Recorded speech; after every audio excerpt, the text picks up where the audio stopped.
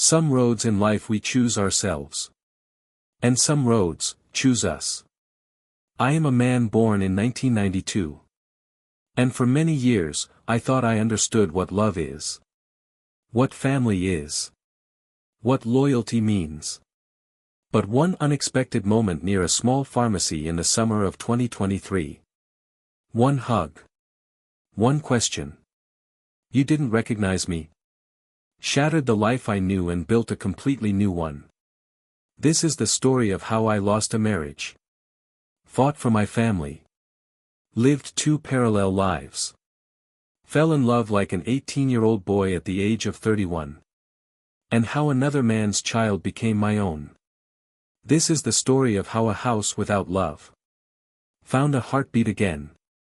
And how true peace sometimes comes only after you stop surviving and dare to start living. I was 11 when my father built a farm in 2003.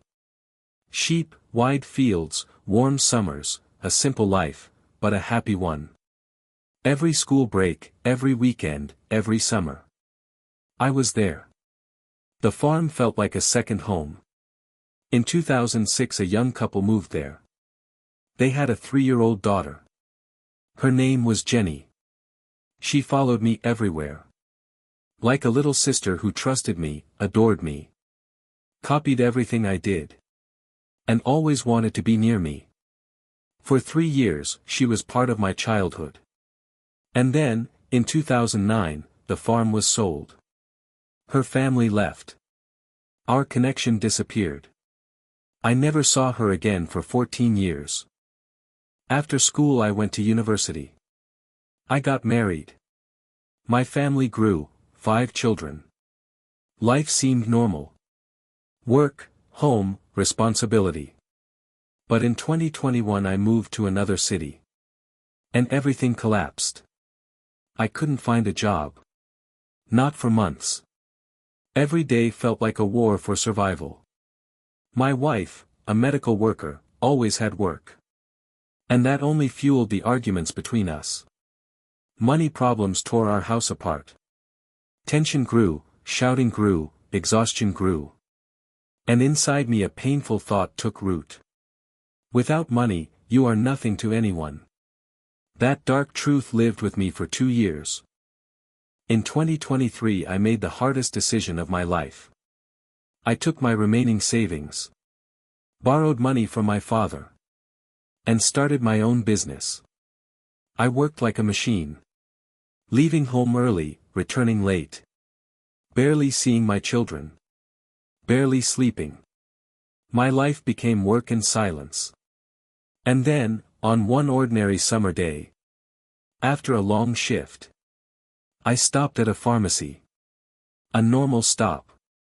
A normal errand. And a moment that changed everything. Inside the pharmacy. A pharmacist at the counter.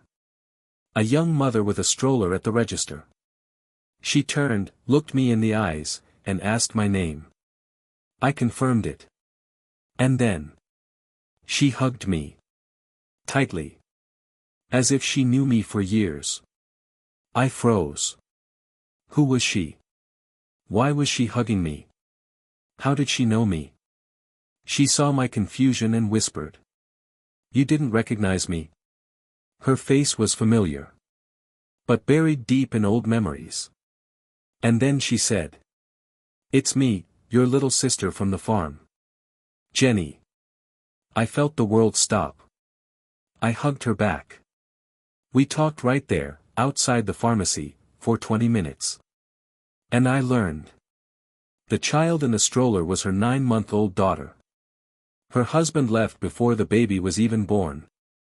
She lived in my neighborhood, only 700 meters away. We exchanged numbers. And my life quietly changed direction. For the first 2 weeks, Jenny and I talked like old friends. Nothing romantic. Nothing dangerous.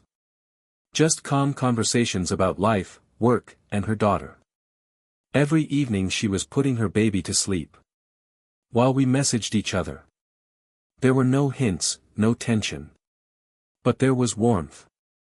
And warmth can become dangerous. When your home is cold. One day she passed through the area where I was building my business. I invited her to lunch. She agreed. That evening we had a 45-minute video call. At the end, she invited me to have dinner at her home. I needed a day of rest. 2 months without a single day off had drained me. So I said yes. We ate, talked, and she walked me to the door. I kissed her on one cheek. She offered the second cheek. And I didn't notice. She reacted with confusion. I didn't understand why. And in that quiet, electric moment, without planning it, without thinking, I kissed her on the lips. We both froze. Shocked. Silent. And I walked away. For 2 days we said nothing. Both of us waited, unsure who should write first. On the third evening, driving home, I called her. We talked in confusion. We decided it was wrong. I had a family. We agreed to keep distance. We lasted 1 week. Then one night I bought a beer, drove to her place. Sat with her, talked. And I kissed her again. From that moment, everything changed. I fell in love like I was 18 again. My thoughts were filled only with her. For the first time in 2 painful years, I felt alive. With Jenny I felt comfort, peace, trust, support. A sense that I mattered. Everything that was missing at home. By early 2024 I was living 2 different existences. Life 1, my house, falling apart. At home. My wife and I argued constantly. Tension grew every day. Love had dried up completely. My children stood by me during every fight. They sensed the truth. That I was exhausted, stretched thin. Barely holding on. Life 2, a teenage love at 31. With Jenny I felt young again. I felt wanted. I felt understood. We talked constantly. Every free moment was a message or call. She didn't judge me. She didn't attack me. She didn't drain me. She gave me something I hadn't felt in years. Calmness. One day I went to the store with my son. Inside, I saw Jenny. I introduced her to my boy. He was 1 year older than her daughter. They started playing together instantly. She had wanted to meet my children earlier. But I didn't want them involved in this situation. Yet life brought them together anyway. In August 2024, a spark ignited the explosion. My second daughter, arguing with her mother, accidentally said, "Dad has a girlfriend, and she's much prettier than you." The eldest daughter heard it.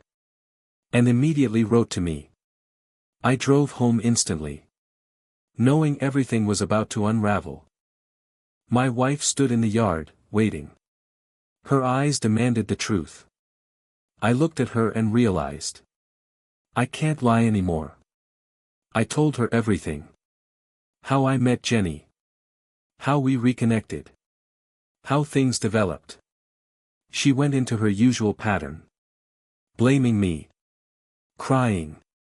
Calling me the one who destroyed the family.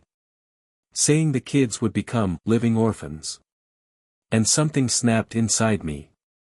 For the first time I told her. If you supported me. If I felt peace with you. If you gave me rest after the war I fight every day to earn money. I would never have done this. Every morning I go to battle for our life. And every evening I come home to another war with you. I'm exhausted. I can't live like this anymore. Those words hit her harder than any argument. She turned away, walked inside. And lay in the bedroom in silence. I stood outside for 30 minutes smoking. Then came in.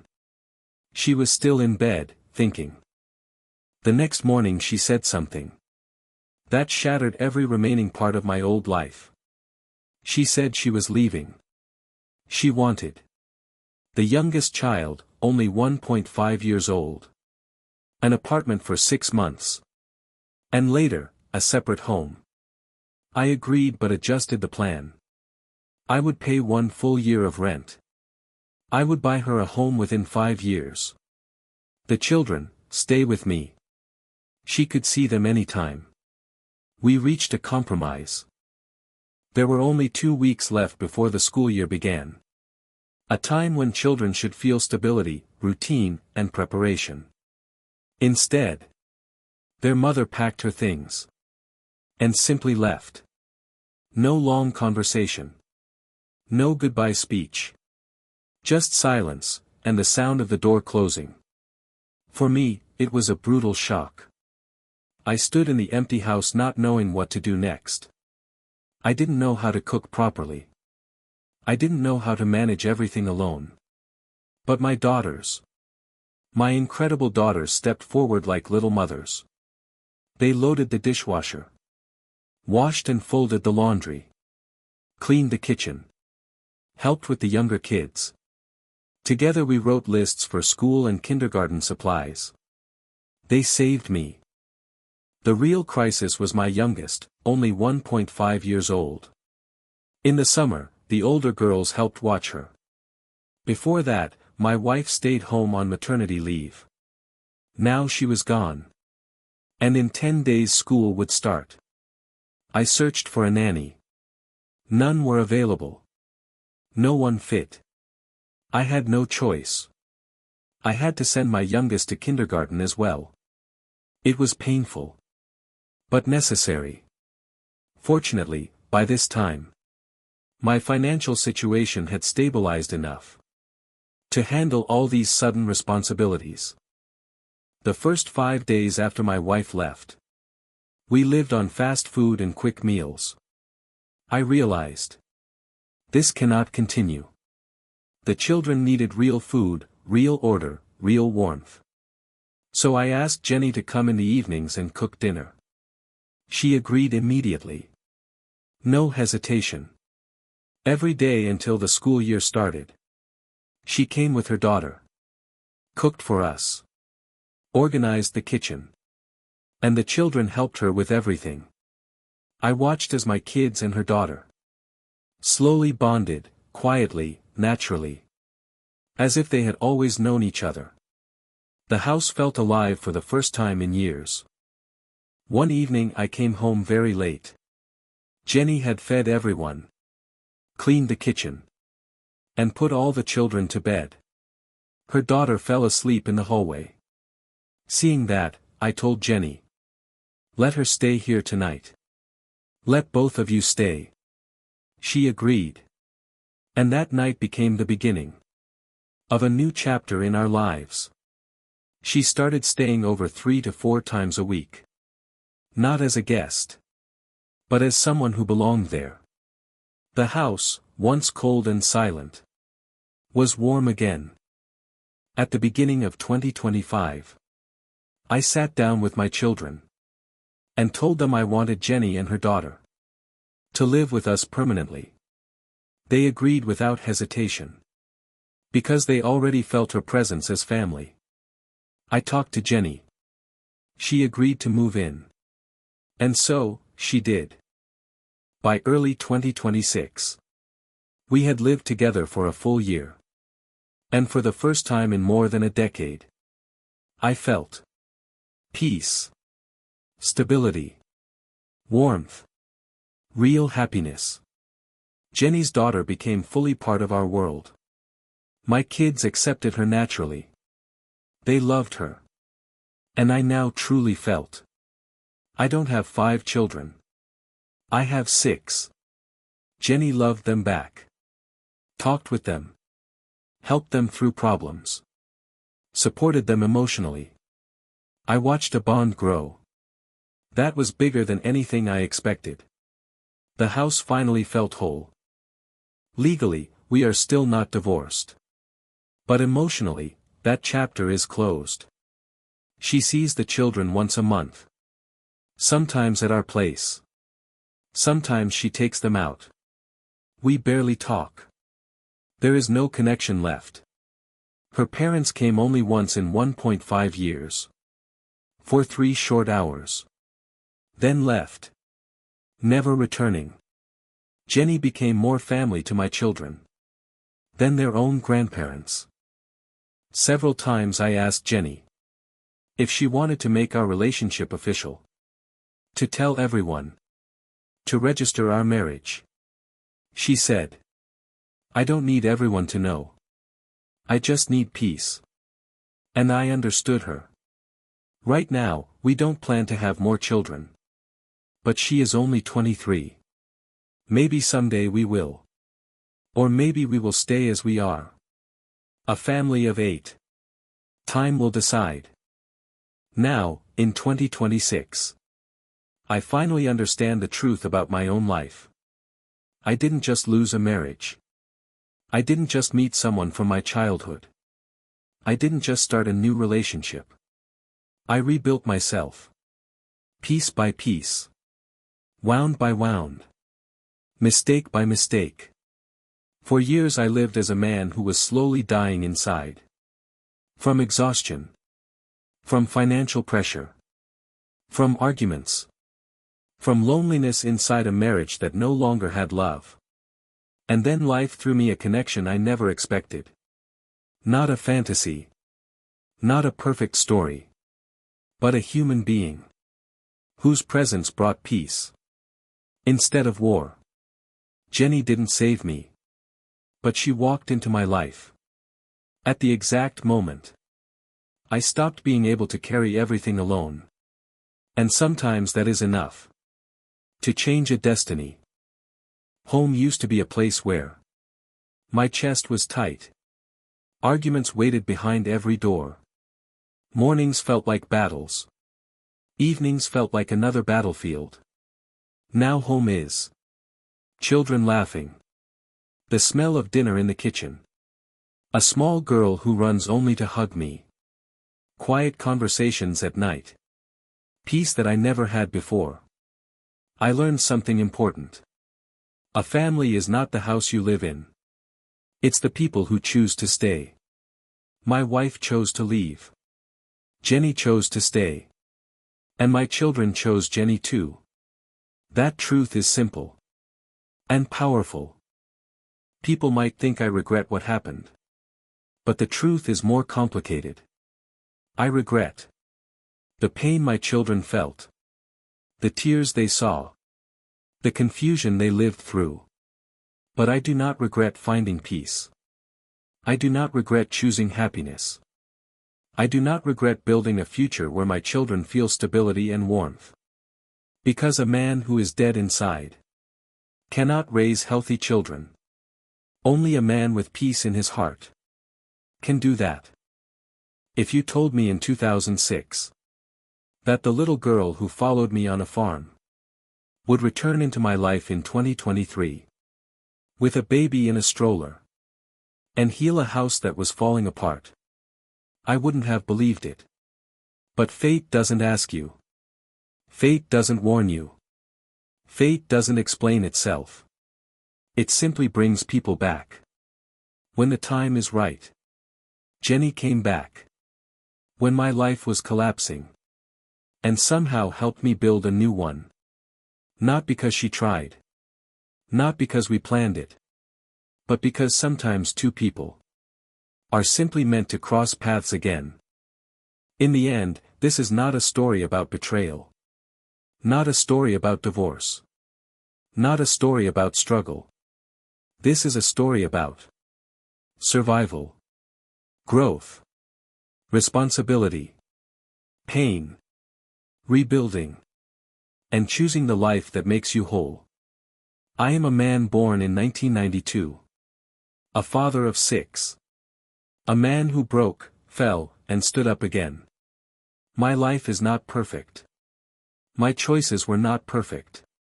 But my heart is finally where it belongs. With my children. With Jenny. With a home that breathes again. Sometimes you lose everything. So you can gain exactly what you needed all along. And this is my story.